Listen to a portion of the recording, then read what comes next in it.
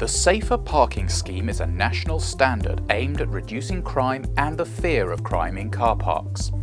The scheme has proved increasingly popular over the last decade, with 1 in 4 car parks, that's around 5,000, now Park Mark awarded.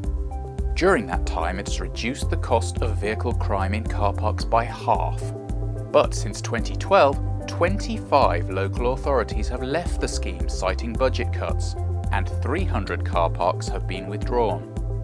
Statistics for the same period show vehicle crime in car parks has risen from 8% in 2012 to 14% today. Vehicle crime in car parks costs households in England and Wales £1 billion a year, yet it costs a typical local authority just over £2,000 a year to be in the scheme. That's just £200 per car park. Park Mark awarded car parks are proven to be safer places. They attract people to high streets and cultural centres, which in turn supports the local economy. So, help prevent vehicle crime. It costs a little but saves a lot. Support Park Mark.